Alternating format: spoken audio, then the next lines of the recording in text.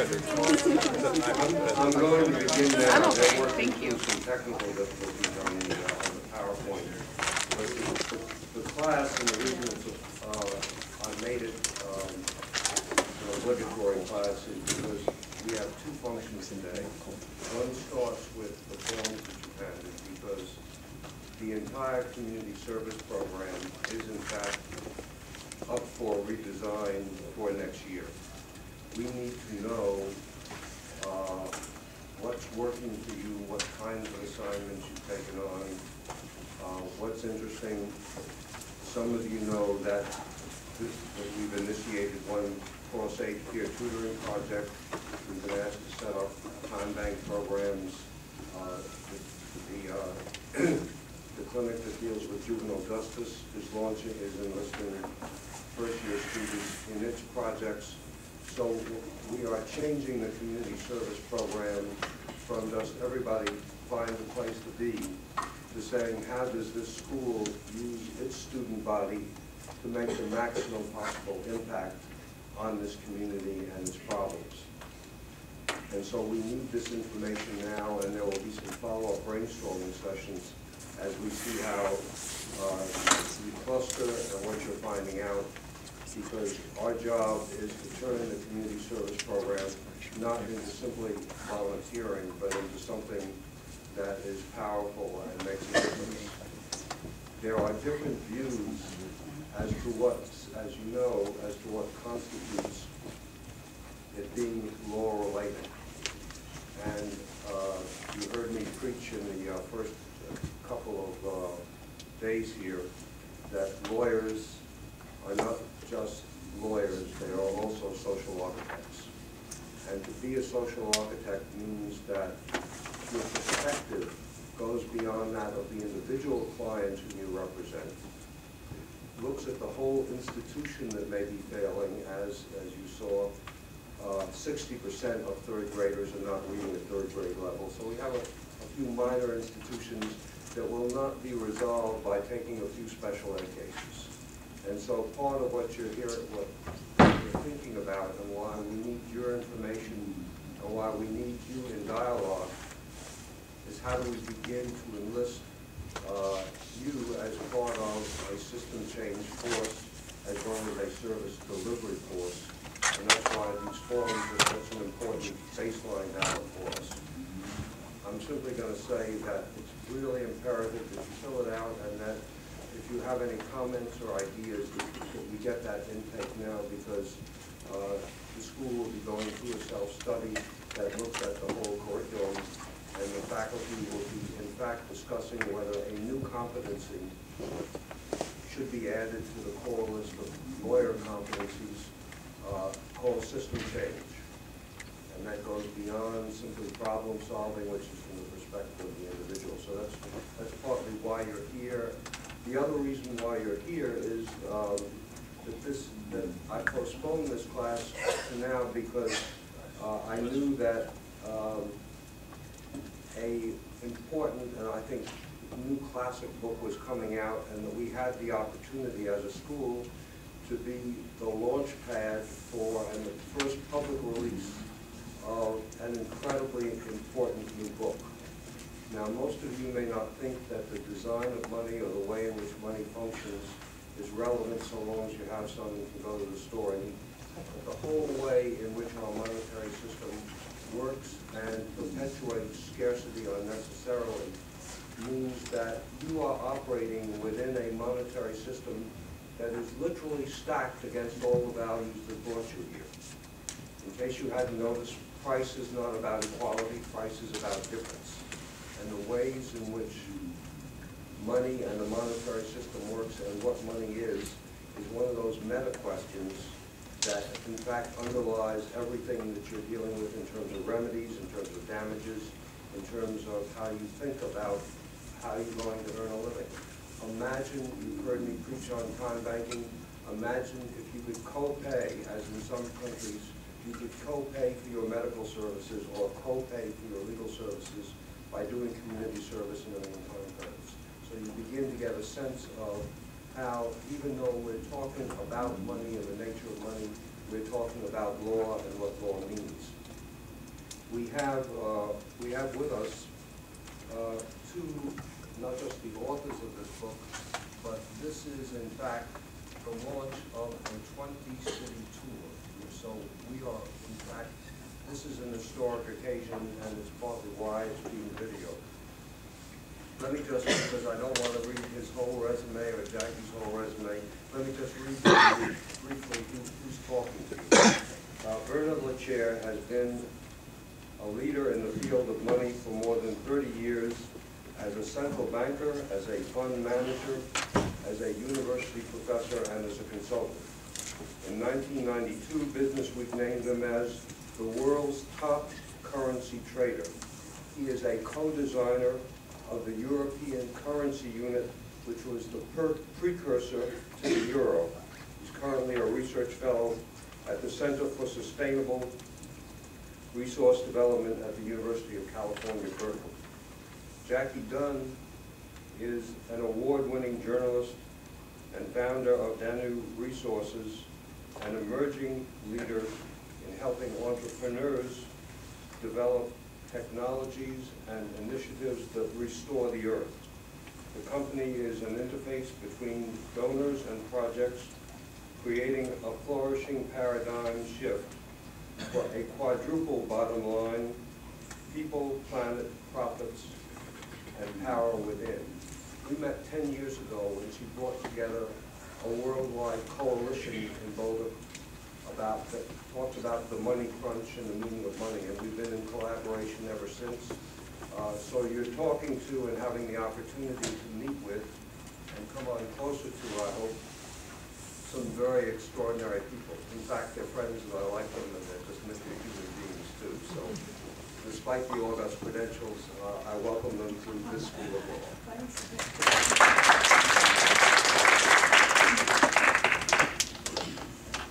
Hi everybody, can you hear me? Yeah.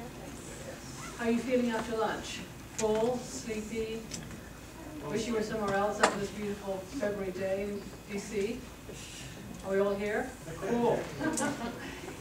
So I'm going to ask you a couple of questions about money, and I was joking with Edgar in the car coming over. The reason why we brought Edgar is that both Bernard and I speak English with very funny accents.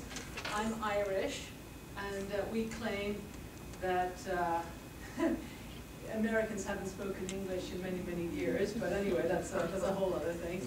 And my Two countries divided by a single language. Yeah, two countries divided by a single language. And Bernard hails from Brussels, and I think English is his fourth language, and he speaks about 5 fluently. So I will speak slowly, so hopefully we'll be understood. So I'm going to start off with some questions. Can anybody tell me who creates conventional money? And by that I mean, who creates the dollar bill in your purse? Can anybody answer that question? Yes? Like the printed money is created by the treasury, but the idea of money as money as an imaginary figure is created sort of by the Fed. Sorry, I didn't catch the last piece. It's sort of an imaginary figure. It's sort of created by the market. It's sort of created by the Fed. Okay.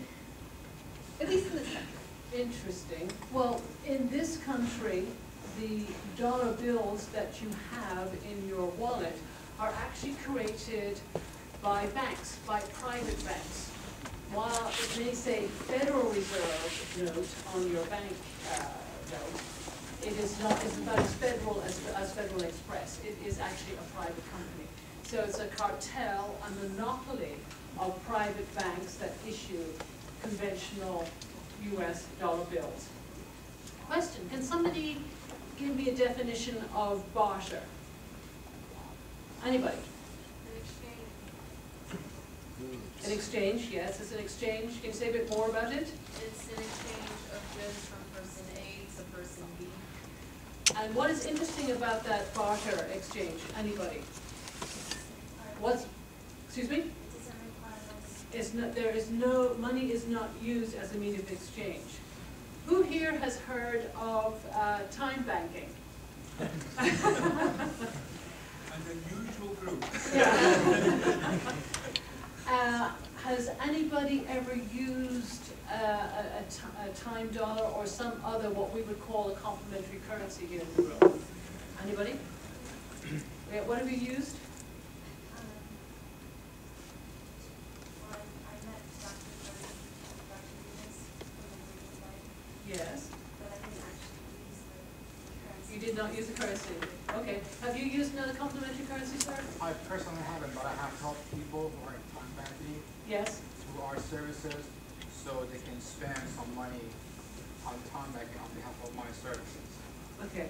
So how many, roughly show of hands, how many people in the room thinks this sort of like, this is a little marginal, cutesy thing that's sort of like, well, never go anywhere? You know, Edgar doesn't mind. I'll give you a sensation for Edgar. Do you know something like time banking compared to all mainstream? Are you going to be like that? Okay.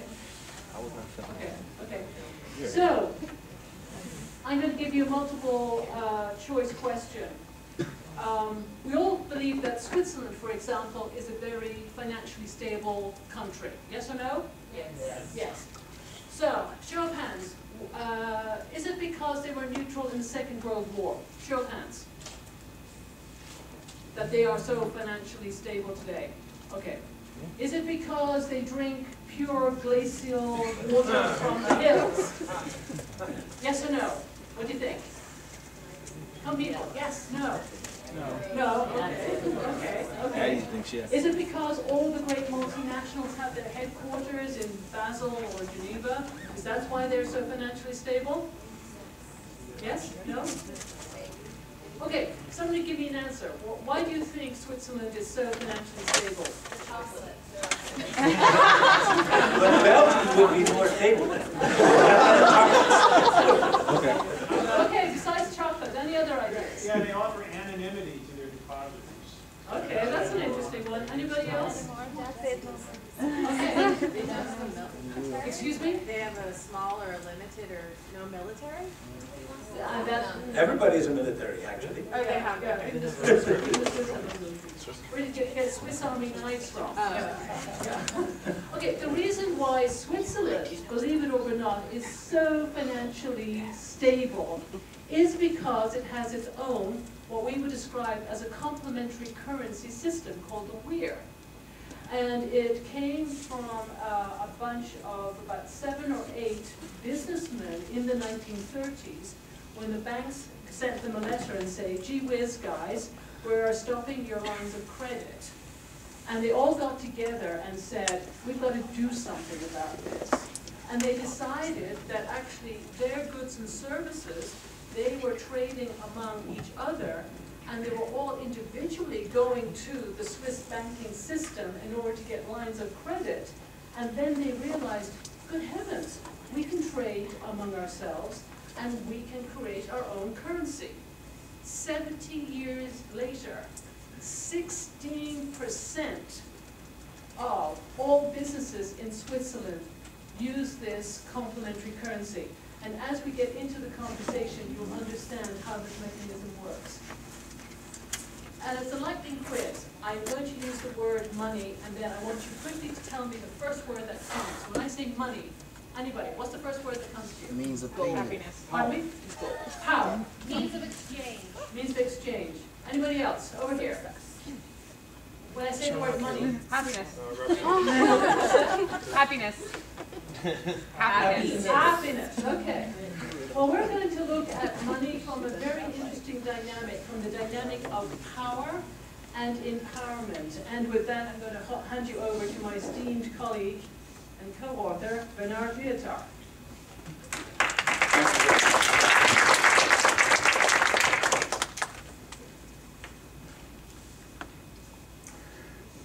Let me start with an additional question. What's the purpose of taxes? To provide infrastructure and services. Okay. So, in other words, to provide an income to the government to be able to do this thing. That's what you mean? Okay. That's the official story. Okay. The official story is that governments are like families. you need to have an income in order to live. And the other thing about it is that when you don't have enough of an income, you need to borrow the money, right? The last time that this was true was in the Ottoman Empire, more than 2 years ago. Okay? So we've been told a bunch of things that aren't true. How many of you have had a degree or a course in economics? All right, this is going to be hard work because we have been told a bunch of things that are actually, we cannot talk about money without falling into a set of traps that have been created about 300 years ago.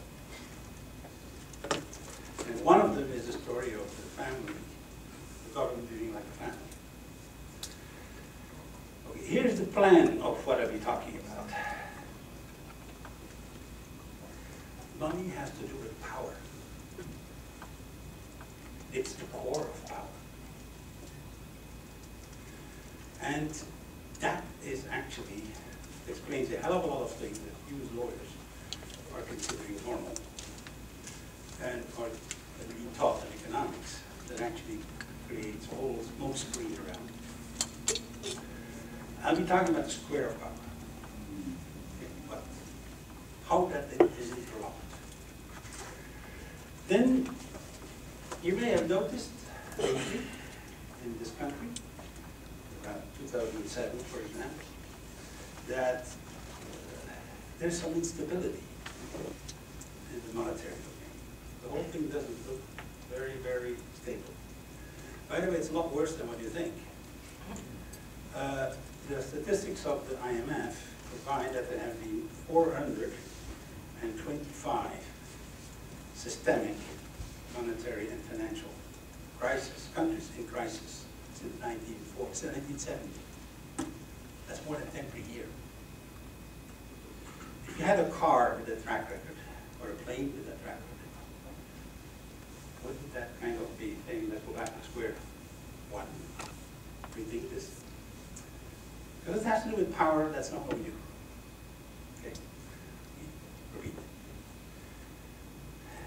I can actually, we have been able to prove in 5 peer-reviewed articles that there's a systemic cause to this, and that the systemic cause is locked in with the mechanism of the square of power. So that's what we're doing.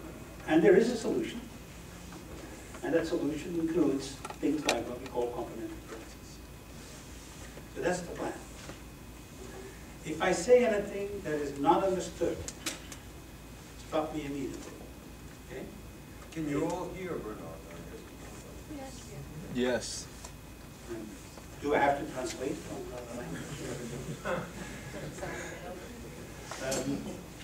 So, if there's something I'm saying, the word that's used that is not understood, raise your hands immediately. We want to have Q&A at the end, plenty of time. However, yes? What do you mean by a complementary currency? I'll define that. Okay. Okay, this is the 4th point here.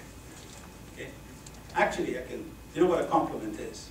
A complement is something that works in parallel with, right? The zipper has 2 sides. They're complementary to each other. If they're not complementary, the zipper doesn't work. Okay, a male and a female have been told to be complementary, and you all know that's not always exactly true, but it is supposed to be. You understand what I mean? So it's basically things that are together form another dimension, which is more whole. So let me start with the square of power. The system we are currently living with, or living in, to be more precise, was developed about 300 years ago. And the first time locked in England, in the 18th century, at the beginning of the Industrial Revolution. And it involves 4 components, and here is the systemic mechanism about taxes that I was telling you about.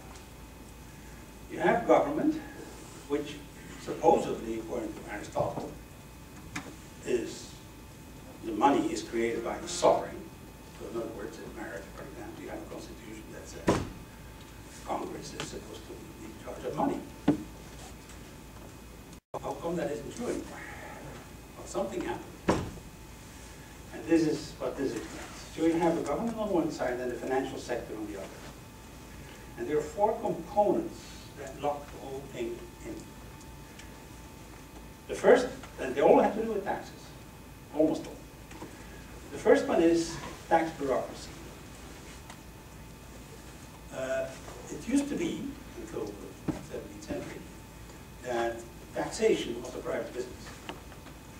They were government, the king was selling to what I call a tax farmer the right to raise the money, and it's estimated that more than half of the money never reached the government. It was kept by the guys in between.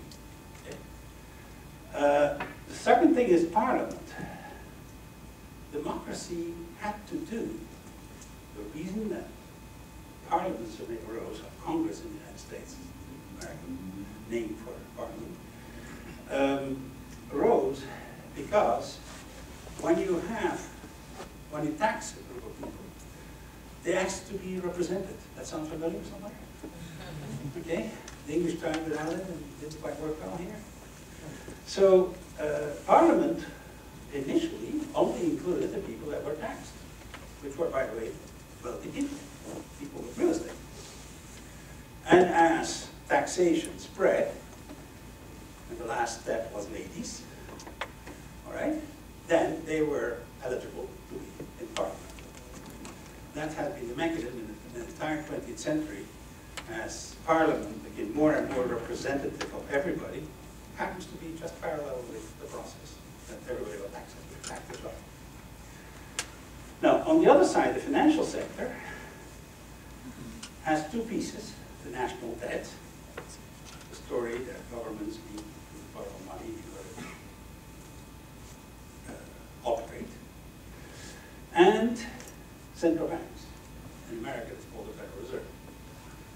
And as Jacqui told you a few minutes ago, the Federal Reserve is as federal as Federal Express. In other words, it is part of the lobby of the banking system. They position themselves as being basically for the public good. In fact, the real purpose is to keep the status quo from a systemic perspective. Keep a monopoly in favor of the banking system and a single currency. That's their job. The reason I left the central bank of Belgium was when I was told that.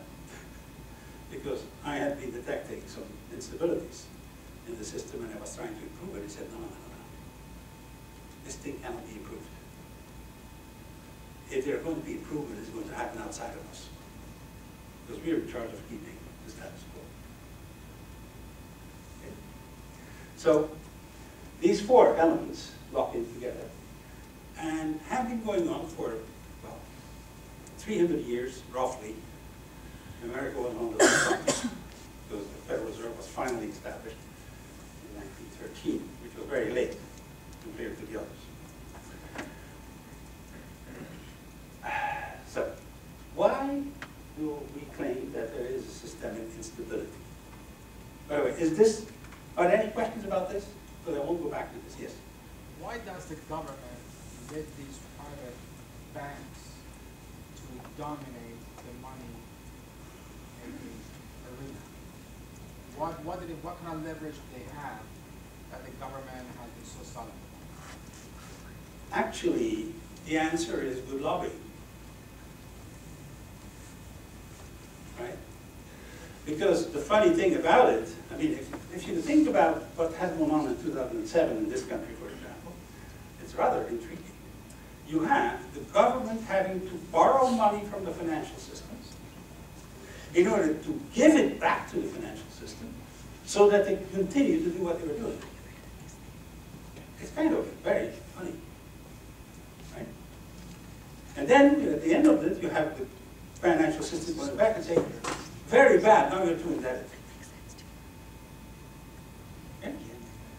In the increase of government debt to the financial sector crisis of 2007, 2008, the 25 countries involved, has been 25% of the average.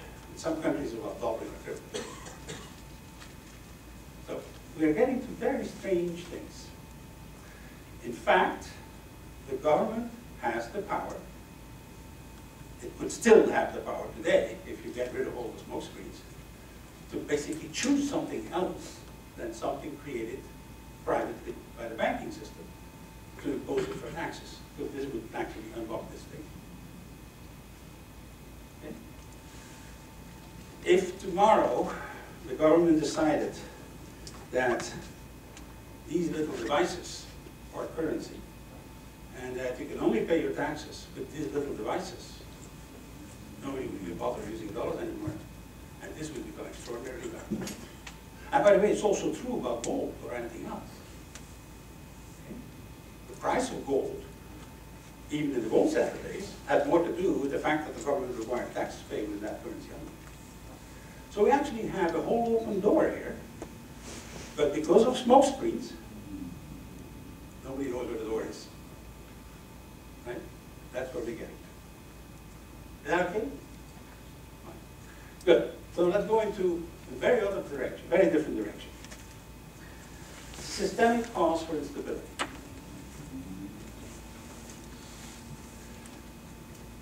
As I told you, we have had 425 major crashes in the last, since 1970. That included 145 banking crashes, like we had in 2007. That includes 204 monetary collapses, the currency itself collapsing, like was the case for Argentina or Russia, you know. And we have 72 sovereign debt crises. This number 73 is Greece today, right? So, even before 1970, between 1637 and 1929, there have been no less than 48 full collapses. This is Hildebrand data. So this is a very strange, unstable system. And the claim is that the system is systemically unstable. So unless you change the system, you will never get to stability. And the whole game of changing the rules a little at the margin is not going to do the difference.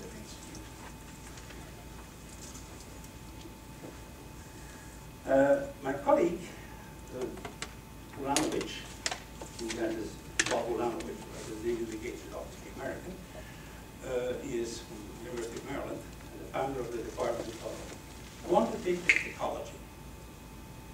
He's established the field and he spent his entire professional career gathering data about natural ecosystems. Right? What is a natural ecosystem? Well, something that grows spontaneously. There are thousands of those around the world, right? From the Everglades to the Mississippi to the mountain ecosystem, they're all very different. A little puddle that size and in someone's backyard is a natural ecosystem. With their life starting to happen in it rather spontaneously, rather quickly. So the question is, the first thing that we know is these things, notwithstanding their huge diversity, are sustainable. Otherwise they wouldn't be around. Nobody's maintaining them. Nobody is, you know, if they're still around now, they have to be sustainable. And the question we asked about 6 years ago was, what else do they have in common? Obviously not the size, not the climate, not the other things. What is it? And out came the following result. It requires a balance between two emergent properties. One of them is efficiency, the capacity for a complex system to process volume, or whatever they process, and resilience, the capacity for a system to change and to adapt to the changes in environment, attack, and disease, or whatever, and still maintain its integrity. And that these two properties are results of two key variables. One of them is diversity. You need a monoculture is never going to be sustainable. That's one of the findings. Okay, and the second one is interconnectivity. In other words, the natural ecosystem leads what? Right? Now, why did I talk about these things? in the context of money, right? The natural ecosystem, this is about ecology. Well, here is the answer. These two variables here, diversity and interconnectivity, are structural. They depend only on the structure of the network in which things flow. Therefore, two systems that have the same structure will behave the same way. That's what makes it possible to make claims that from a natural ecosystem we can apply to other domains. And that other domains could include electrons and electrical circuits. Remember the big blackouts that we had in New York and the Northwest here, and in Germany? Why in Germany and in America? Well, interestingly enough, because these were the two most sophisticated countries in the technological domain. They pushed the efficiency very far, the technological efficiency. And when you push it too far, that's when you get into instability. And we'll see where it goes. What is money in an economy? The same thing as biomass in the natural ecosystem. Flows through, and that is what creates the economy. So here is what it looks like. In the natural world, you have resilience being about 3 times more important than efficiency. In economics and in engineering, we do the opposite. We do this. Efficiency is the most important. And the argument for using the single currency is always it's more efficient. And that's true. But it is also the cause of instability. Use a couple of images. All right. If you have sustainability as a consequence, by the way, this is a simplified graph. Actually, the object itself is more complex, and I'll show you what it really looks like at the end. But I'm trying to have the didactic process here, explaining more simply. You have, between resilience and efficiency, there's only one optimum point. And if you push too far on efficiency, you go down this way. And if you have too much resilience, which could be too much diversity, there's a maximum and a minimum, you will get there. Now, all natural ecosystems fall within a 3 to 4% range from the optimum. In other words, they are all part of what we call a window of viability. Now, notice that this is the first time that it has been possible to measure sustainability with a single metric. I'm sure that anybody who's heard about sustainability always deals with a bunch of indices and kind of, getting into a maze of references rather than, Here we can now talk, this is 97.5% sustainable. We can get there. That's for any complex flow network, including the economy. Now, the financial system is there. Why? Efficiency, efficiency, efficiency. The entire reason why the banks were leveraging themselves, were increasing their own risk factor, is because they wanted to optimize the use of their own capital. More efficiency. That has been part of the process. Now, the second thing is, what do we do when you have a crisis, a collapse? You have a natural forest, say, and in that forest you have a fire or an atomic bomb, and it's all gone. Go back 20, 30 years later, and there is something else. There is a new ecosystem that has developed. That is how it works. So when you have had a collapse, it goes to an extreme resilience. Everything tries to emerge. Every seed is trying to find out whether it can survive. A little bird making a dropping, and you have a little seed coming from somewhere else. And then slowly on, it goes back to the optimum, to the range of viability here, by climbing up from less diversity slowly on there. What do we do in the financial system when we had a collapse? In every one of the 425 cases that I mentioned to you earlier, what we do is rebuild it al dente. We do the same thing over again. So we're staying in this little loop here. Okay? We reestablish a monopoly of bank debt money automatically, but that is the function of the mechanism to lock itself in. And the federal, the central bank being in charge of maintaining that monopoly. So it's totally predictable that we're going to have more. Because in no cases do we have a monoculture, a single thing that will actually remain stable. And that's exactly what we do in the monetary. We've been trained to believe that. It's totally strange to even think about anything else than dollars to operate a big economy, forgetting that it's a completely artificial process through the power of government to require payment of taxes only in a currency that they do not create themselves. That is privately created. By the way, let me just remind you, this is bigger than capitalism.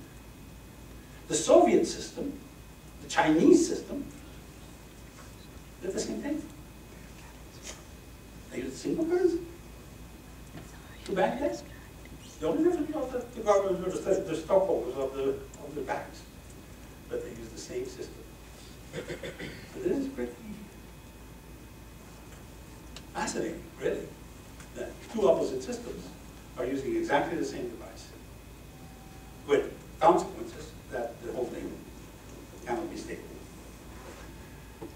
So, a complementary currency, your answer, is a standard medium that circulates in parallel with the official money and actually diversifies the capacity to make changes between each other. You see the different keywords that Jacqui used earlier, how they start fitting together in another way.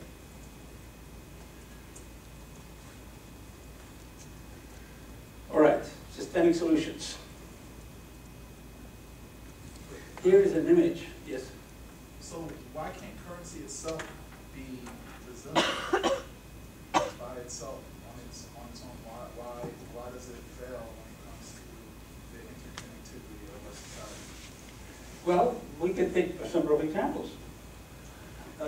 What happens if you have a system like, let's say the case of the dollar, right? 2007. Okay? Only banks are allowed to create dollars. And the government requires payment of taxes only in dollars, right? Empowering that group. That group does something stupid in 2007 and everything stops. Why would it not be thinkable that a business-to-business system, which is not created through bank debt, can operate in parallel? That is what Jacqui mentioned in Switzerland. Been going on for 75 years in the capitalist country, right? So, you start, we need to break through. When you give a monopoly to anybody, I mean, just imagine that the government decides that Microsoft is the only one allowed to create operating systems by law. I'm predicting that that will not be very good for the development of computer field. It is happening spontaneously almost in that direction, but they're still niggling over time, and they're not protecting it. But in the monetary domain, which is the most important information system, it is. Right? Now, we're going to use a metaphor to explain what a complementary currency is in another way, another angle. Imagine that you have an ocean where the normal economy is functioning. And you have, in the normal economy, you still have a bunch of things that are unmet needs. Either because people don't have enough of the money, okay, or whatever other reason that's not available there, to unused resources. And a complementary currency is actually a bridge between these two. That works in parallel with the ocean. It provides a mechanism to make exchanges. Because the conventional economy does not provide there are still unmet needs after economic net functions, and there's still unused resources. For example, idle people, unemployed people. For example, buildings like this room, after hours. This is not used. Okay? For example, empty chairs in a plane, which is what they're doing with miles. They're using the currency to link the empty chair with something that the airlines want, which is oil, which they couldn't get. Start seeing how this works differently. Here's a commercial application of frequent flyer miles. You have customer loyalty, which is, this was started by airlines, and the need that the airline had was trying to they change your behavior in such a way that you would take the same airline again and again. And empty chair. And any good airline mile system, make sure that the chair is empty. That's why you can't fly around Christmas with miles. That's why, you know, there are periods and specific routes when they know it's going to be full. No, I'm not there. Because that way it is still an unused resource. And that's what conventional money can't do. Because with conventional money, you have to make it cheap for everybody. And then airlines will go bankrupt even faster than they do. Right?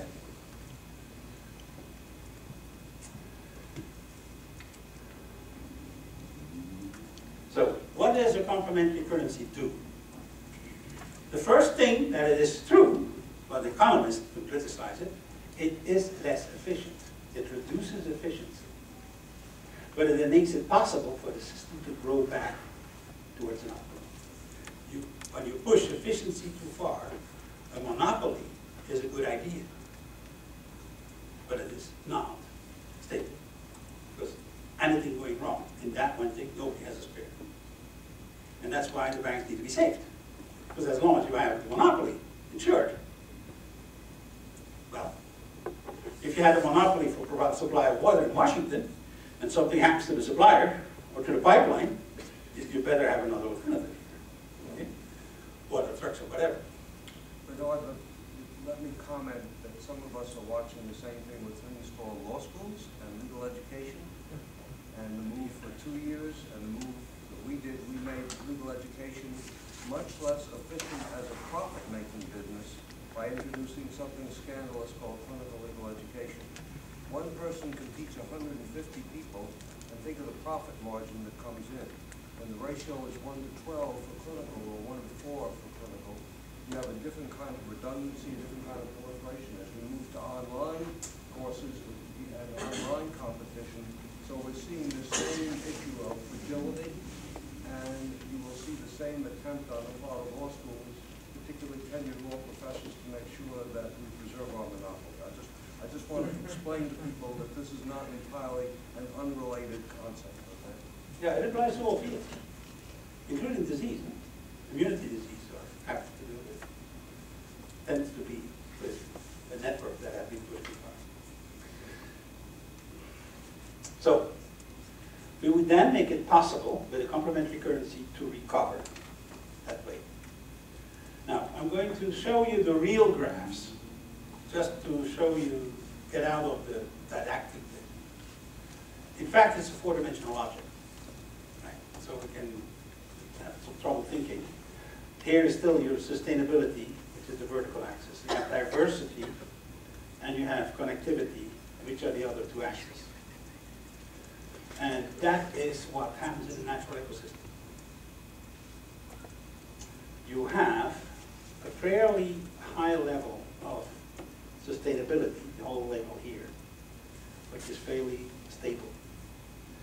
And that is also when you have efficiency not pushed very far. When you start pushing efficiency, you see what happens? The whole thing collapses and becomes very narrow. And when you push it very far, like we tend to do in the financial system, the whole thing collapses. So that is actually what's behind it. I was just showing you a two-dimensional graph because we can easily work with 2 dimensions. But that's really what's behind it with the math. You know, I know you're not mathematically oriented, So I'm not going to emphasize that bit of it, but that's what's behind it. All right. Now let's get out of the box. Yes? Question, thinking about the crisis of 2007-8.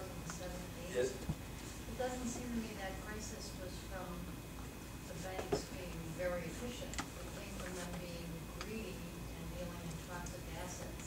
Okay. Good question. The efficiency bit that we're measuring here is not efficiency towards the users. Maximum return for the owners. It's the efficiency, the capacity for the system to process volume of money. Remember? That's how we define efficiency. We're not talking you getting your payments done in 2 seconds. No. We're talking about $4 trillion being exchanged in the foreign exchange market, which is 50 times more than what is needed for all global trade. We're talking about daily people. You know. So, in other words, there's a huge volume, the capacity to process volume of dollars on a global level and speculate with them, okay, is actually what's happening. It's very interesting from that perspective.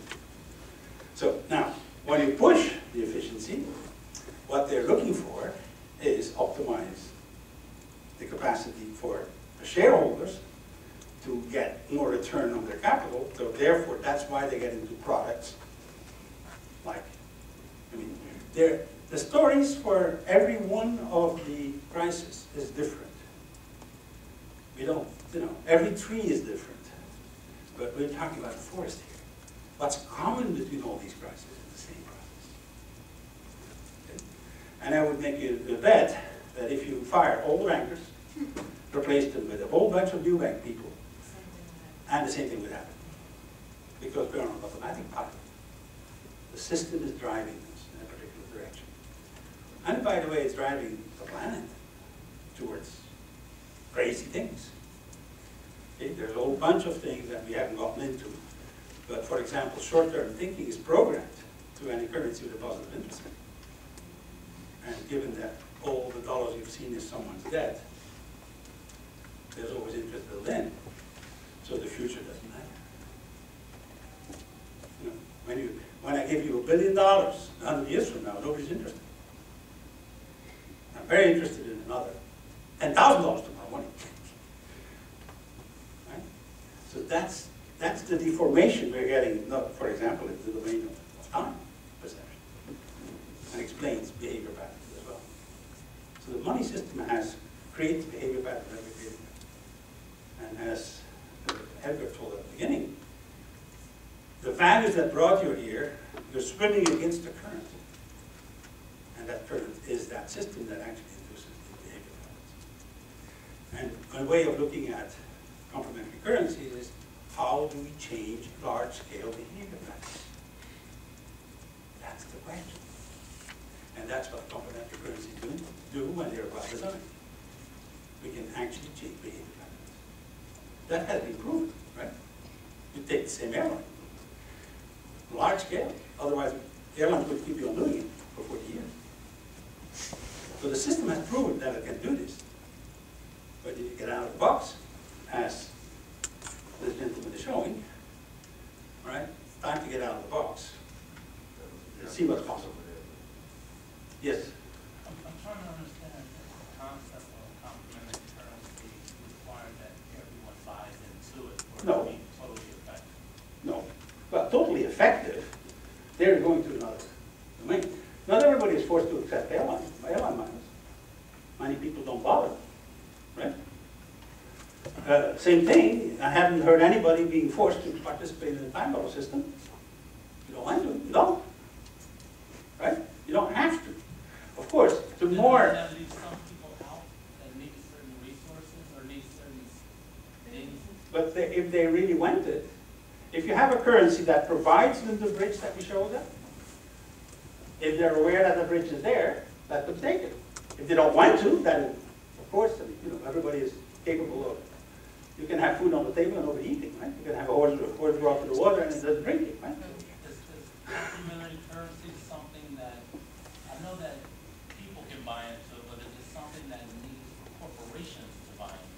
For some systems, yes. And I'm going to show you some of the real systems you should. Some of this is a corporate currency. Business to business Some of currency. these medical services, they can't operate off equipment that's not running by electricity or gas. Of course, yes. We call it complementary because it is not a replacement. Right? The system that we're proposing keeps on doing what is there now, but adds additional channels. Right? You still will need dollars to buy, to take electricity. Yes. But there are other things you can do that you don't need. That's the point. So it's not all or nothing. Right? Maybe, Yes. maybe there's another way we can actually look at it, so I can sort of add into what Bernard was saying in terms of what complementary currencies is. We have what I would say money, the conventional system that we're currently using is like a hammer. A hammer is fantastic for nailing in a nail into a piece of plywood or into a door or whatever. What we're suggesting with complementary currency is that we need a monetary toolkit, and by that, we need a paintbrush, we need a saw, we need a screwdriver. You try painting this room with a hammer, good luck. So we're not saying, to answer this gentleman's question, that, gee whiz, let's get rid of all the hammers, let's get rid of the dollar, the euro. No, I know, I'm just saying. But what we're saying is, to complement the system, we need the specificity of different currencies, which we'll show you now. That is the equivalent of a paintbrush, a screwdriver, or whatever. So, for example, would you mind, you keep it, no, I have I to keep hold it. clicking? You keep All right. clicking and I'll I finally go around found the with this job. thing. So, these complementary currency systems, basically, I think in 1984, there were basically only 2 complementary systems that were really operational in the world. Today, we have counted about 4,000 that are mature systems. And they address a variety of different social problems, which we will describe to you now. Primarily, other countries other than America are ahead of America in terms of the curve, despite the good works of our dear friend and associate here, Edgar.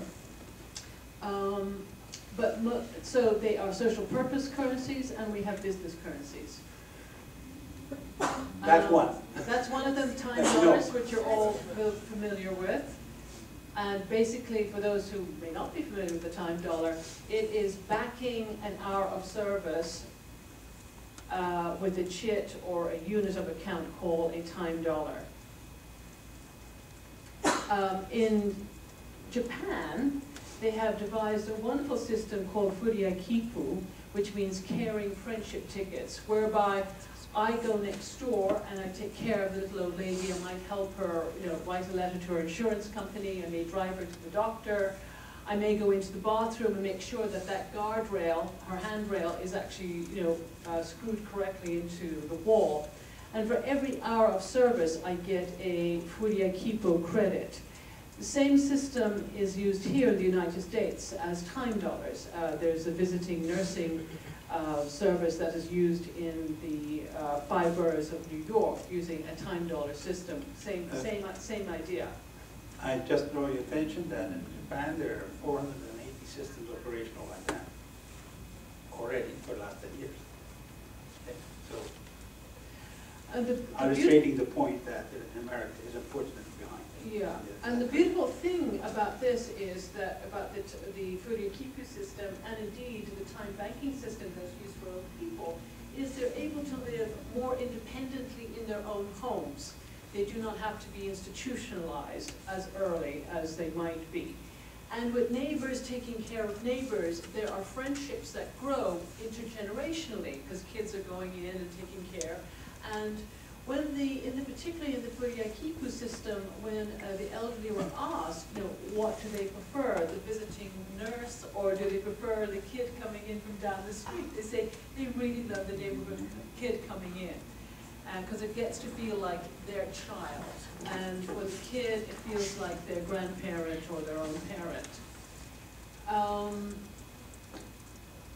In terms of Germany, this is a regional currency called the Chiemgauer. I think there are about 40 regional currencies that are highly successful in German-speaking countries in Europe. That's Germany, of course, and Austria. And these are primarily designed to encourage local commerce, is to keep the money local, to support local businesses, local commerce, local services. I don't know much about the eggs in Japan, but I think the next slide shows Bernard showing that one of the great things about the complementary currency system, why now do we have complementary currency systems when we only had two, 30, 40 years ago, is there has been an amazing confluence of technology in terms of cheaper computing. There is the access to the internet where people can get information. They can download YouTube videos, they can go to websites, they can get information, and of course with the revolution of social media such as Facebook, etc. So there's a bunch of information out there. And also in terms of transactions, there are now smart cards that can actually carry, like an electronic wallet, can carry national currencies such as the yen, such as the dollar, and a bunch of complementary currencies. So we're at an amazing time, not only from a technology perspective, but also in terms of us questioning the system and coming up with new ideas. Let me just draw the attention to, as you see, everything is in Japanese except the word love here. It stands for local value exchange. This is a city of about 350,000 people, and a third of the population participates in the system. It is at the moment of operation by now. So, yes, let me go on. Yeah. This is one of my favorite stories, and actually it's this story I heard on the radio that actually made me go check out who Bernard Lietaer was, and I thought, yes, I thought that, you may be living in Tierra del Fuego or something, and I actually realized that we actually live in the same neighborhood in California in Mill Valley. But it was the Curitiba story that actually inspired me to actually think, good heavens, there could possibly be another way. And here's how the story goes. Curitiba is a town in Brazil, and it had a huge problem with the favelas. The favelas, as you know, are shanty towns that are put up. Very, very, very narrow roads in between the various houses, and they were so narrow that the garbage trucks could not get up there to pick up the garbage. So resultingly, there was a problem with disease and with vermin. So the mayor of Curitiba, like most mayors of most cities today here in the United States, had no extra money to deal with the problem. And he said, how am I going to deal with it? And he got a very, very smart idea. He sent out a notice to all the kids in the favelas, having put around the circumference of the favelas different bins in different colors. One color for recyclables, another color for glass, others for tin. And for every kilo of straightened out garbage, the kids would get a token to ride the bus service. So this is an example of a favela, bless us.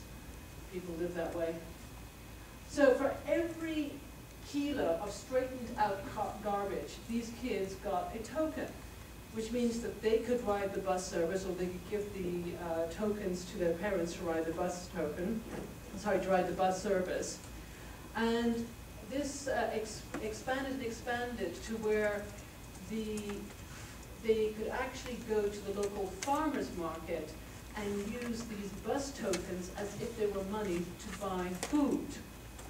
And this is an example that later came along, that if the kids stayed in school, had a good attendance at school, they would get a monthly food parcel of what they call sustainables, such as oil, sugar, rice, and cooking oil.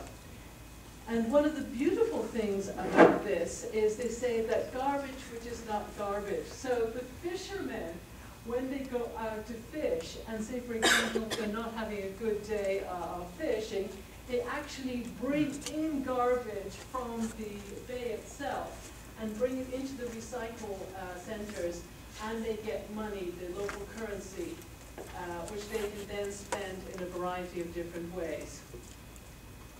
So here they are coming in with all their bags of garbage, which I think is just a wonderful story.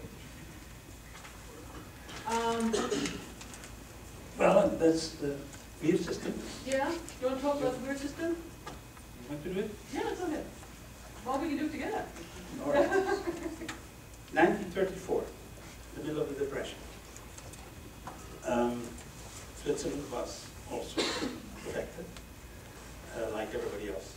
And you had 17 business people who were using the same Stammtisch, as they call it in Germany, saying coffee shop or beer hall, where you could hang out, okay?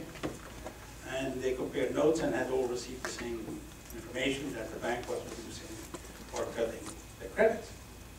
And they were all buying from each other, they were fine to each other as well, and we have to stop. I can't buy from you anymore because my credit line. So what did they do? Well, they invented the wir system. Wir in German means us. Okay? We, us. And the story works as follows. That you went to buy something for 1,000 Swiss francs, or fine. I don't have the Swiss francs, okay. We create a system. I sell them to you. I get 1,000 wir in credit, and you have 1,000 wir in debit. Right? So, of course, if we were doing something back, that you sell me something, that would be simple barter, right? Okay, we don't really. However, if with my credits, I can buy something from you, and with your debit, you're getting something from her. Between the four of us, we just created a currency. Didn't we? Without interest. What? Well, not everybody. I'm going to tell him, I have my credits, I have my 1,000 Swiss. I want to buy something from you. Okay? You say you don't like me, or I say no problem, I want to buy from him. I'm going to buy from you at the condition that you accept me. And in the recession, that was kind of important. So it's great. I think this. Not everybody has to buy into it. With the example of the bus company and the garbage company. Yes. So it costs, cost money. What does the bus company give for their services and the garbage company will give? I don't understand, how does the circle flow? Okay. In the case, each story, each example that we give here, the answer is different. Huh? Let me be aware. So, just to be complete on the beer system, it closes in with anybody buying from someone else. Right? In the case of the bus system, the city is involved. The city took that initiative. And the bus system in Curitiba works as follows. The city pays the bus company per mile covered, not per passenger. The costs are proportional to the mile. Right? So, and the rule has been that you have stops so that everyone can be less than 10 minutes away from a bus stop. And you cannot wait more than 5 minutes because the frequency is there. So suddenly, bus tokens became very valuable. See the point?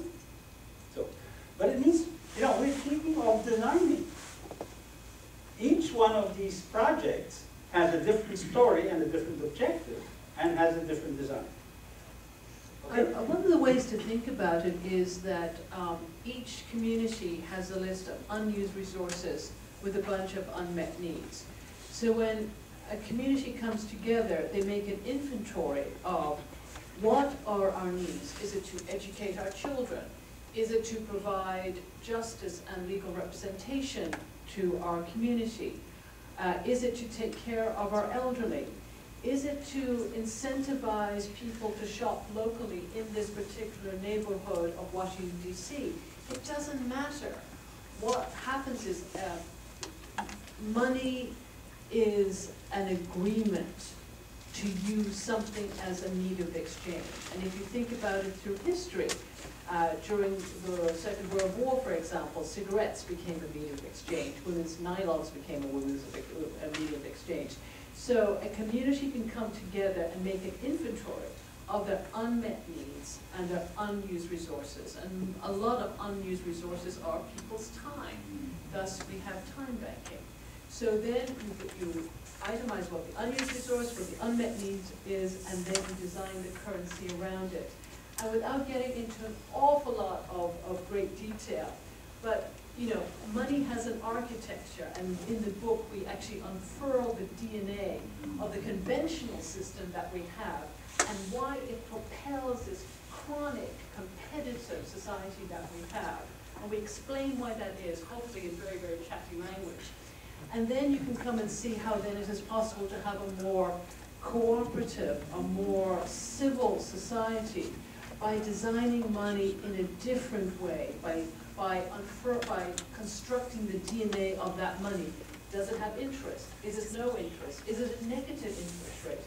We get into this in the book. So you can design a currency to have certain outcomes that reflect the value of that particular group, whether it be or community, be it a neighborhood, be it a city, be it a business, be it a global alliance, you name it. But you have, the important thing is, this gets back to the point of power.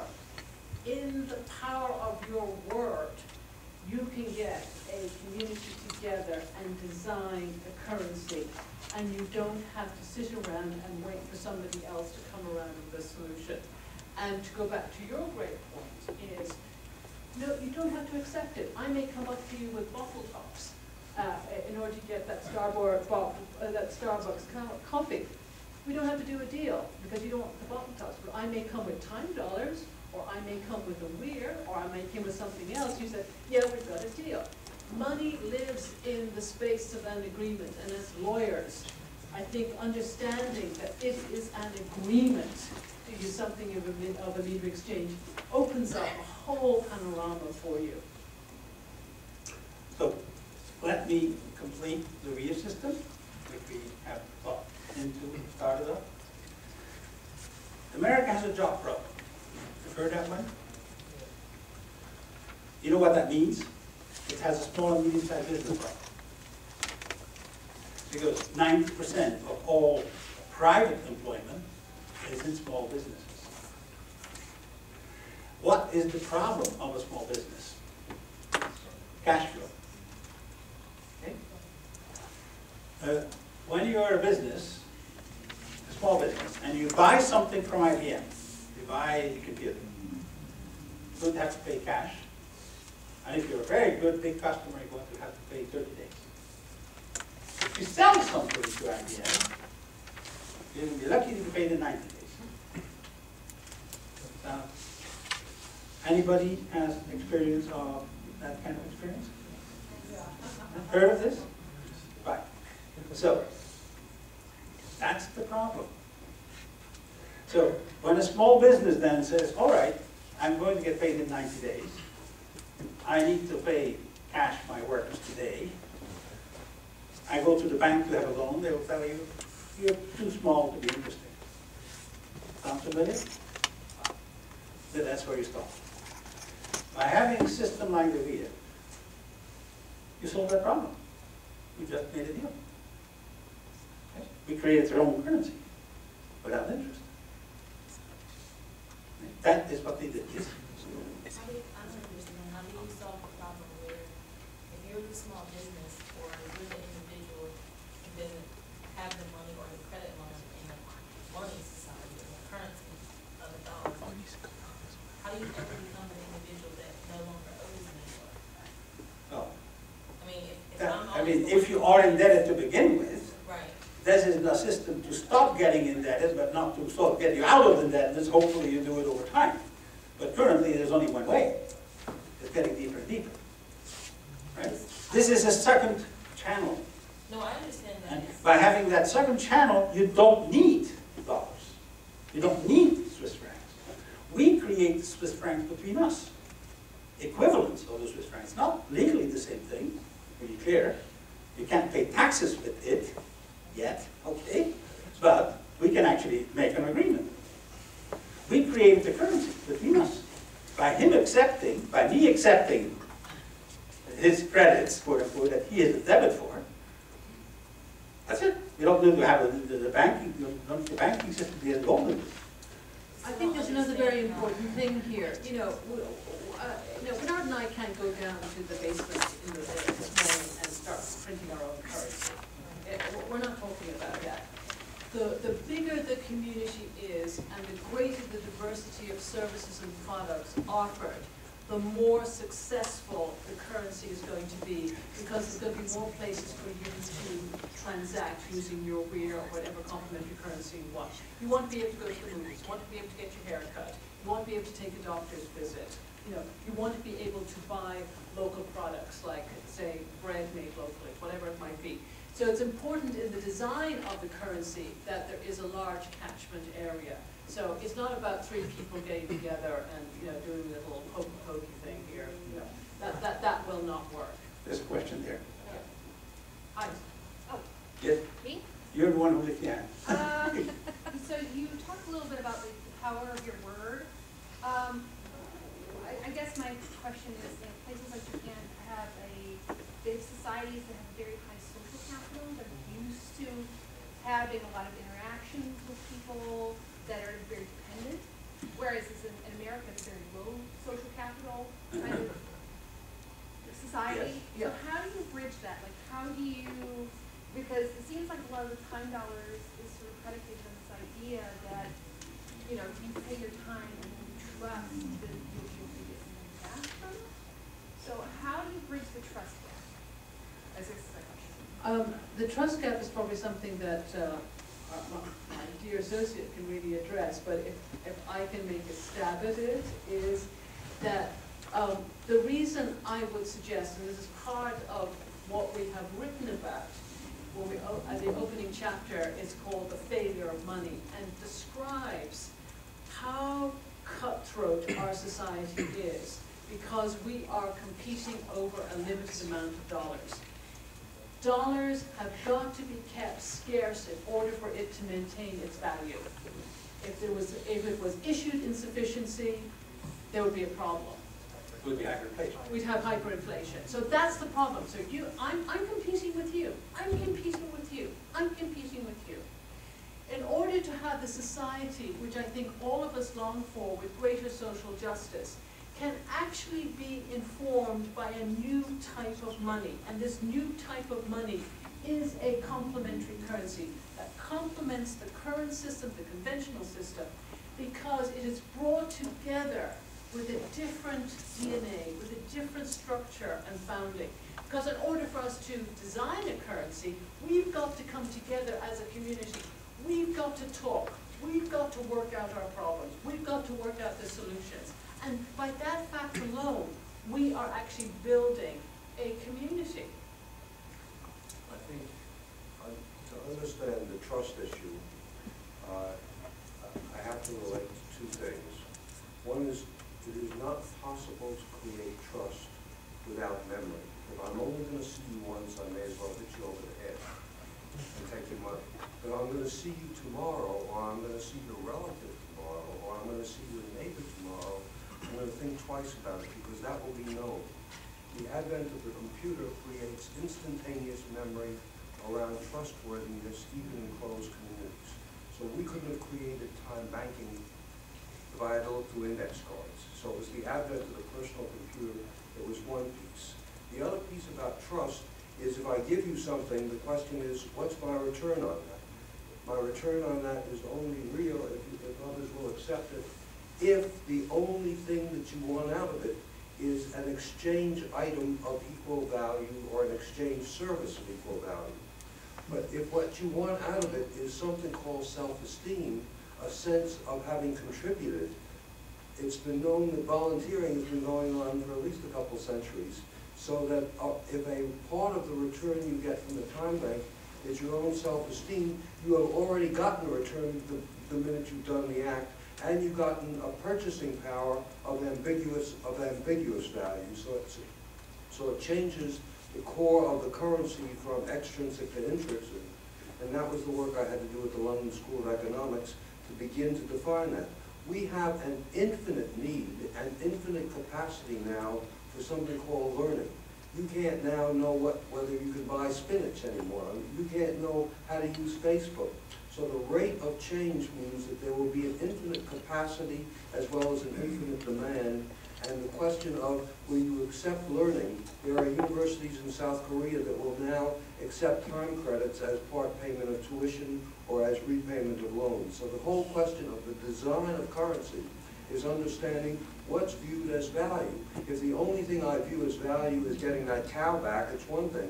But if I view my standing in community as important, then that's a different kind of return. So in part, it's what's the exchange value of what you're exchanging. In part, it's the memory track that in fact says, if you default, that becomes part of your reputation, and your reputation is part of your goodwill, and your goodwill is part of your assets.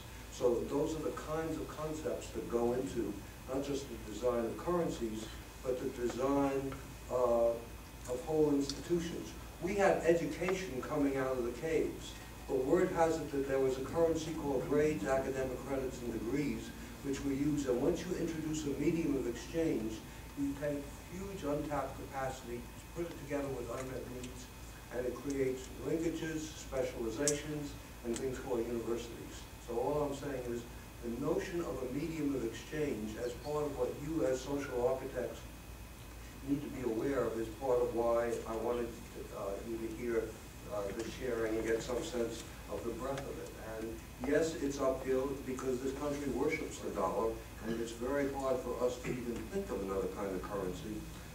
But frequent flyer miles we're now aware of, grades I think we're aware of, and I think we can begin to be aware.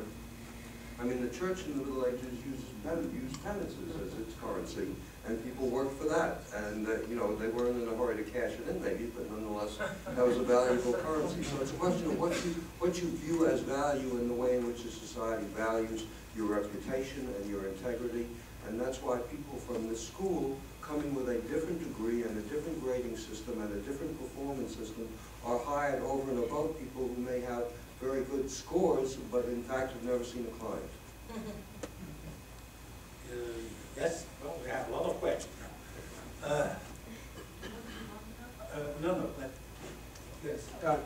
Yeah, in regards to your graph that you showed earlier, whether a natural ecosystem with such diversity survives so well, because of the resilience and efficiency and balancing and optimizing that equilibrium. Yes. But of course, you know, every ecosystem, you look at it, has different set parameters. For example, Alaska ecosystem will have certain temperatures, atmospheric pressure. So, analogous that to our society, this time, from my practice, now bringing my practical experience in time banking, being resilient. For example, when I met my first client, first there was one problem, then working with her being dynamic to see what other problems, I identify other parameters, childcare, job applications, professional things. And at the same time, being dynamic, I also, one of the problems we had with this, which I had with this client, I cannot find a reliable source where they can babysit her child. But even though she doesn't know it, I have already found somebody who's a reliable single mother, professional, responsible, that somebody else can use the service with. Because this subject here is already a reliable person that is off on the weekends and can provide this child support for somebody else. So I think identifying and these interactions that you're creating that without that currency you would not have done. Yes. Are actually a building process of the trust. Exactly. And in one point, The trust is a chicken and egg problem. Yeah. Let's be clear. The moment, whatever the currency, whether it's the national official currency or not, the moment the trust is gone, stop being a currency. And that's true for normal money too. Yes. And in regards to trust, my second point is that the reason I have developed a great trust with this individual and with other individuals, that I represent myself not as a short-term fix, but as a long-term fix, as colleagues, and as a process. Yeah, and I've broken that barrier of being individual and being interactive. So this particular person would know that 3-4 years down the line, he's going to need my services for his child, as I'm doing right now as a big brother, to look at it academics, where if something goes wrong academically, there's a resource there for him. So I think that long-term relationship also alleviates that trust. So working parameters, finding out what parameter it is, and what works on that ecosystem, what are the markup plan? You had a question there? The entire impetus that we've been presented is buttressing the system from collapse. Well, your premise was Buttressing that society from collapse. right, I'm sorry, it's different. right, a new Okay. system, All right. by creating a new system. No, by creating an ecosystem, a Okay, monetary ecosystem. okay. What insulates this ecosystem from collapse in a world where there's outside factors, such as with the bus system? If fuel had increased and they had stopped accepting this currency, this new currency, what keeps that system from collapsing? Such as in the United States, before the Fed was created in 1913, there were over 20 economic recessions and depressions that were based on an agrarian society with a diversity of currencies. So what keeps this ecosystem from collapse? The diversity of currencies in America before 1913 were all different bank debt monies. That's not a diversity. Well, that's not You're true. saying, oh, well, that one, okay, is a pine that's a little taller than that pine. And I'm saying they're all pines. And when you throw a match in a pine core, it's all gone. There were no complementary currency systems like we're talking about before 1913. Well, that's not true. Well, there they was were barter very- systems.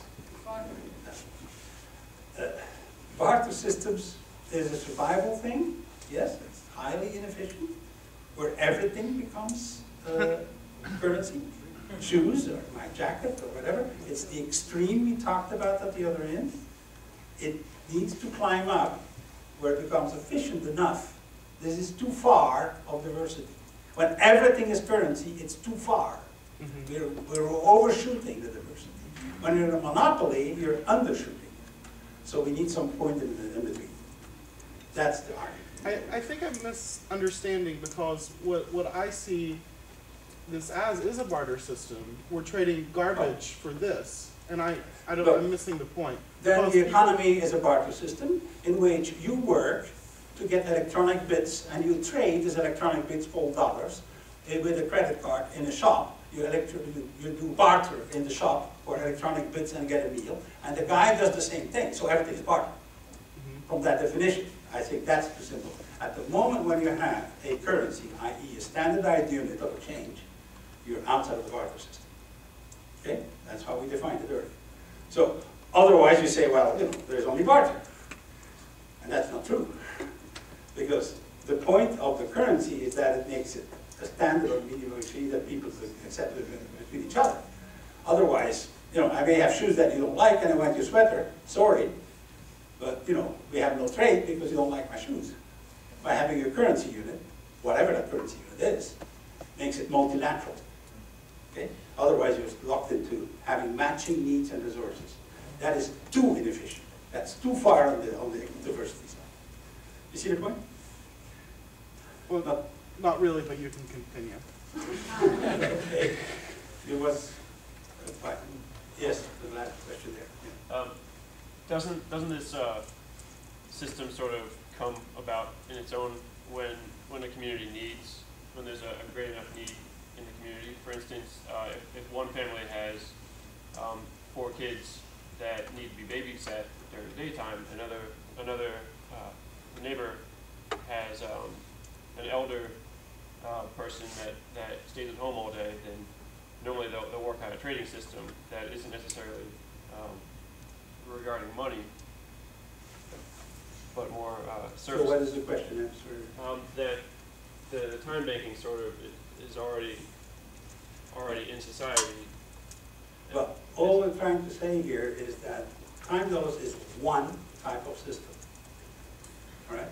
We have been dealing, well, I'm working with about 50 or 55 different systems today, different models, with different rules, than time dollars. One of them is time dollars, or time banking.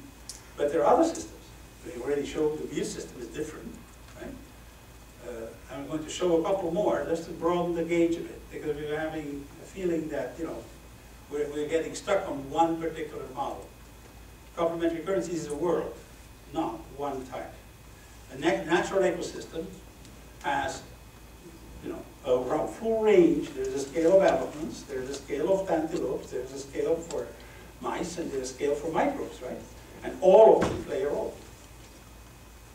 Okay? And the time dollar system, just like the lead system in countries that are where it's used, tends to be at the smallest scale.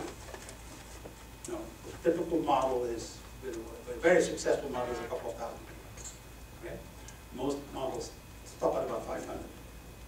So we need also systems of another scale. The reason that we're bringing up the beer is here is a system that has 67,000 businesses operational. That's a different scale, and they're businesses, right? Let me give a couple of other examples just to kind of give the flavor. This is a project that I have been involved as a project leader. Okay, you went to one? I wanted to give you some praise. Oh. I want to give you some praise, Bernard, because Bernard designed this particular system in Ghent. So they had a terrible problem in Ghent because there was this marginalized community in one of the poorest neighborhoods. There were about 8,000 residents. They were most of them, about half of them were first-generation immigrants, and there are 20 languages, including Turkish. And there was the dominant one being Turkish, actually. Pardon me? The dominant language being Turkish, yeah. which is gives you the flavor of the neighborhood. So they only had a very, very small budget in order to take care of these immigrant population and to try and find out how they could get more involved in the community. And they did a survey, and most of them said, you know, back in the homeland, we had a small plot of land in which we could actually grow fruit and vegetables and flowers, and we would love to have something like that here. And there was some land that had been left vacant, really totally underutilized, and the city acquired it, and they issued plots, small plots of land that could only be paid for, could only be rented to be cultivated in a local currency called the Turkas, which means little towers, which the town of Ghent is famous for. And I think the annual budget to run this program was like 50,000 euros. Yeah. Yeah. Can I take it from here? Sure. Actually, to be more precise, the land in use was a bankrupt factory that had been destroyed. So the land was sitting there, still sitting there, and waiting for another use. So these are the plots, 4 square meters, cost 150 torukas per year. Okay? And the immediate question is, well, given that I really went that, how the hell do I earn them? Well, here is a list of activities that the city wants you to do. Okay? For example, if you put a box of flowers on the street side, in the window, you get 10 torukas. If they're trying to encourage the use of low energy consumption lamps, you do that, you get a toruk. You don't want to have cheap advertising paper in your thing. You put a little label saying no advertising, you get a toruk. You get also more serious things, helping to clean up the neighborhood. Or, so here is a toruka. This is 1 toruka, this is 10 torukas, and this is actually a picture of one of the parts of the neighborhood, right? And you can get them, not only the gardens, but also cheap, the vegetables, fresh vegetables in season, and the low energy lamps. And here is one way of earning it. Okay? So something you know. Keeping the neighborhood clean. Another thing that happened was planting flowers around the hours. Okay? So activities that the city wants you to encourage give you a total, and the total you get your bottom line. This was the first time that the city of Ghent had more volunteers than they knew what to do with. Okay? So they were tying in with their dream and design a currency that actually ties in with the community dream.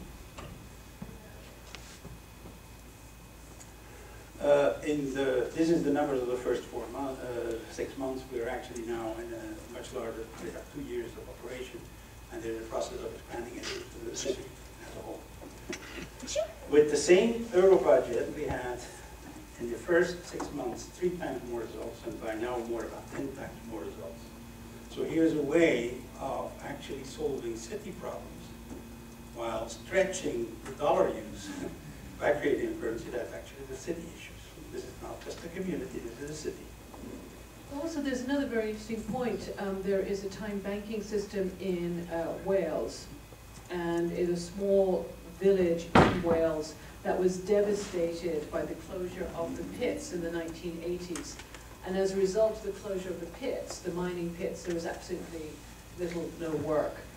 And so unemployment was huge, and they actually adopted a time banking system whereby they built a central center of the mine. What was then the mining headquarters became a central cafe, and there was bunches of different activities that people could do, such as helping the kids get together and playing soccer, repair works, you name it. They made an inventory of what could be done, and it was actually then payable in time banking. What is interesting about this is this was not just some little cute little thing that everybody started doing. They actually made an inventory over a 10-year period of the standard of living in this town. And in a group of Welsh cities or Welsh villages, they measured 1,800 and found out, what was the standard in terms of delinquency, unemployment, all those indicators. 10 years ago, it was like, 100th from the bottom. It was way, way down there. Within 10 years of using time banking, it jumped up 600 places. So the point being is, these are not just cute little things that are kind of amusing. They have actually demonstrated a major economic and social impact. So again, here in this village, in this town rather, again it's not a village, in this town, the Turcas involved a marginalized population to get involved and to take responsibility for their neighborhood, as you see, as they beautified it and moved, say for example, to more energy-saving light bulbs and a bunch of different activities. And it's so successful that other Ghent neighborhoods now want to use it. It's not just this particular immigrant neighborhood. All right. To conclude, right? You may have noticed in the newspapers that the money system, the official money system, is in trouble. You have a clarification issue? I was thinking our modern monetary system seems very skewed in favor of men, in the sense that a lot of the work women do is not compensated by the current monetary system. Things like raising kids generally is not paid for unless it's in a child care program. Most child care is not compensated. Same thing, women taking care of their parents or relative who's sick or friend who's sick. None of that gets compensated in our system.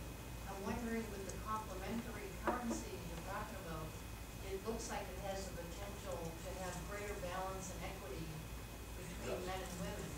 Do you have examples where that's actually happening?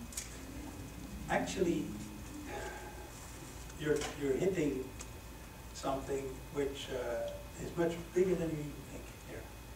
me explain. Historically, we have had, if you put in one box all societies that are patriarchal, i.e. are providing the bias that you're talking about, and it goes pretty much, we're actually in the process of getting out of that, okay? And slowly on, if you look over centuries. But the extreme was in the 19th century, for example, in Western Europe, right? Women, the only valuable woman was actually whether she produced male boys. Okay, that was the main job that they had, and they were not allowed to do anything else. It was very, we got to very extreme points where even embroidery in France was illegal for women. Okay? So coming from very far away. If you put in one box all patriarchal society in history, Sumer, China, Babylon, Greece, Rome, and since the Renaissance time, Western Europe and the United States, they all have imposed a monopoly of a single currency, top down, with positive interest rates. The exceptions to this, there are societies that value feminine values. And by the way, if you want to have a shortcut on understanding what society you're in, the shortcut is to find the image of the divine. The divine. Okay? When there is a single God with a big beard, who did it all without a girlfriend, you are in a patriarchal society. Okay? Now, when the nice role is played by a lady, and I will give you two examples where we have enough data to prove what I'm talking about. Dynastic Egypt, where the savior was Isis, the goddess. And the Central Middle Ages, from the 10th to the 13th century in Western Europe, where the savior was the lady, for whom we built cathedrals. The cathedrals were built for Notre Dame, Our Lady. This is the one emergence in Western, after the Roman system and before the repression that started in the 14th century. Okay? We're going back to patriarchal values. You have a system, a monetary ecosystem that we're talking about. So there is a correlation between honoring feminine values and, or not honoring feminine values and imposing a monopoly, and honoring feminine values and actually making a diversity of systems possible. This is going beyond what we plan to talk about today, but actually there's a book that never got published in English, called The Mystery of Money, which has been published originally in German, and is now in 8 languages, except English. And the answer was that no, Americans don't have a money problem. They're very interesting. Didn't know it. Year 2000. So that book is still not available in English, but it demonstrates what we're talking about. So what we're talking about is actually allowing an emergence of a diversity of means of exchange that provides different tools and different tool set, like Jacqui was referring to, which have carried different values and make it possible to express themselves. Okay? So you're right on. Yes? For small businesses, what has been the impact on, have any small businesses been created solely off the use of time dollars or anything No. like that? No. So what I'm wondering is, Time dollars is not a business compatible currency. The VIR is. C3, or I mean, there are a number of systems. And the reason is that, you know, the mutual credit system doesn't work very well, except between businesses. But if you, what do they do if you are a business and get time dollars? Well, you could possibly use them at the margin, say, to help clean up your shop afterwards or something, but you cannot get it from your supply chain. But there are other systems, like Libya, that do that. So if there's a potential for somebody in the lower class to move up, because in America, it's great that the American dream is alive because you're able to start from nothing and maybe get a loan and you can grow that to exponential or not.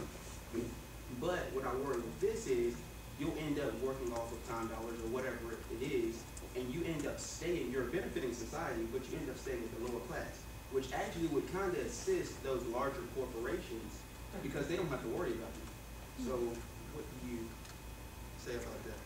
Well, let's not mix the genres, okay?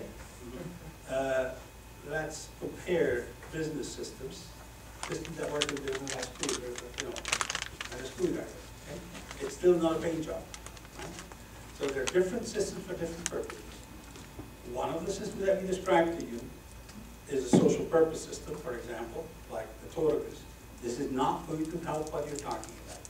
On the other hand, the real system does. You can get a loan in Switzerland to start your business, okay? Partially in Swiss francs and partially in real.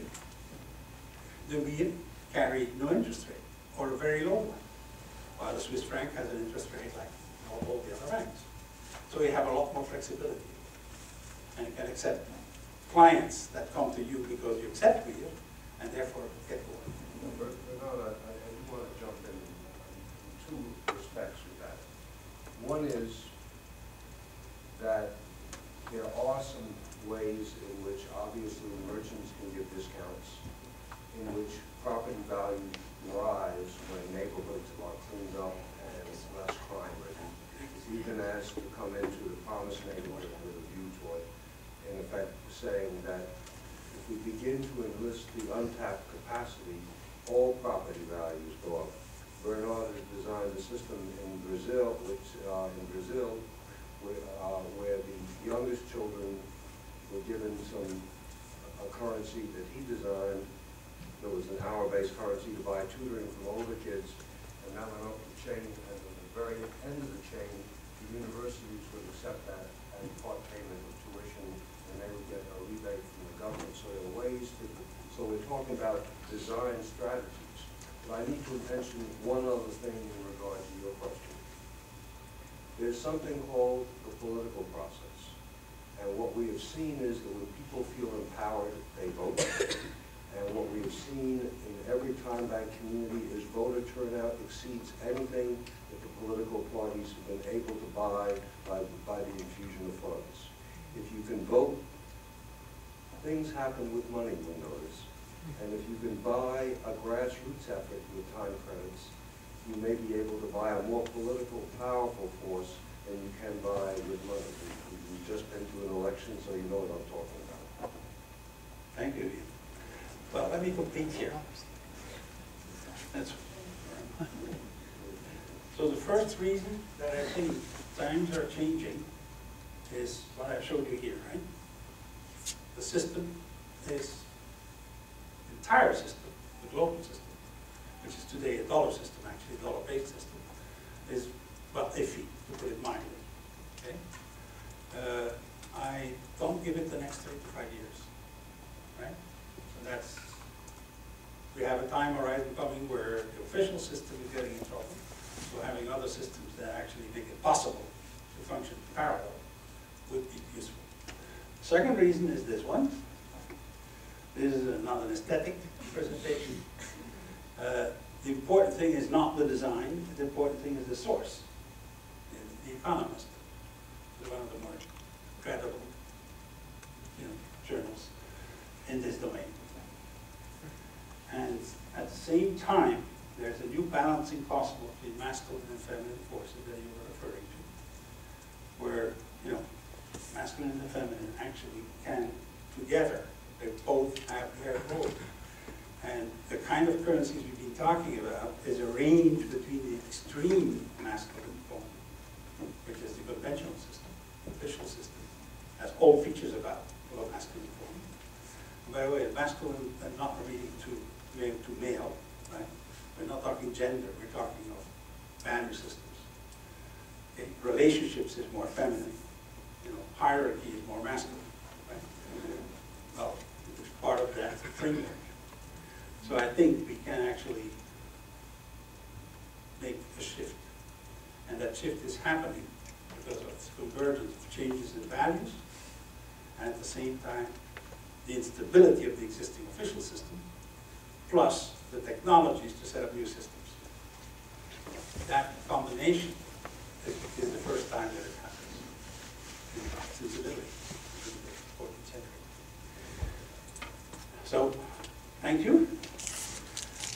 Here are some references. The website has a lot of material that's available for free. And this is the book that you're going to be talking about, Jacqui? Well, I think one of the things I'd like to say about the book very, very briefly is that I decided to make sure it's not a snooze. Because most people's eyes glaze over when you start talking about economics and talking about money, because it's sort of hot-wired into our psyche that we get terribly upset and worried about it because we think of what we have in our bank account.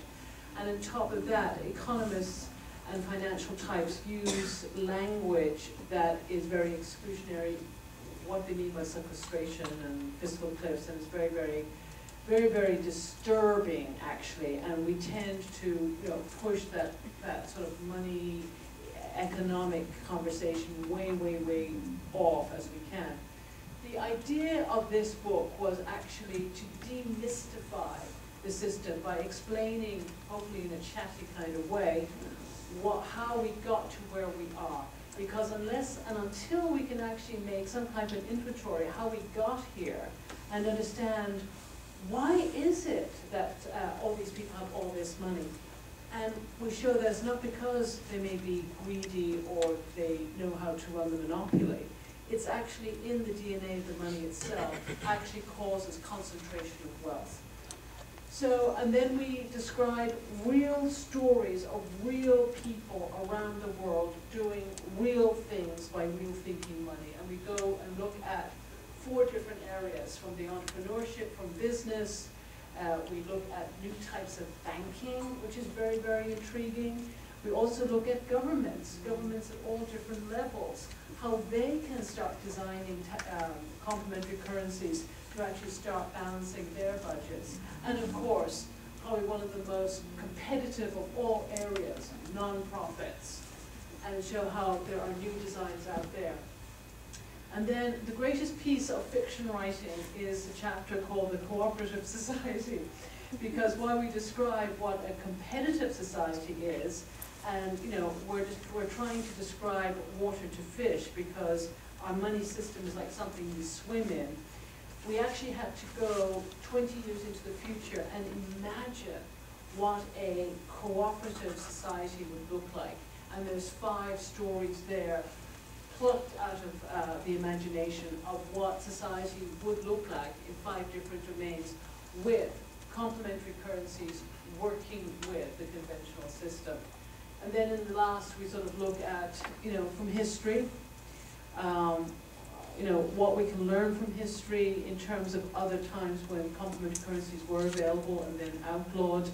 And then hopefully the rallying call to us as citizens and how we can design consciously the world we want to live in ourselves and bequeath to our children. So I hope you enjoy it. So, thank you.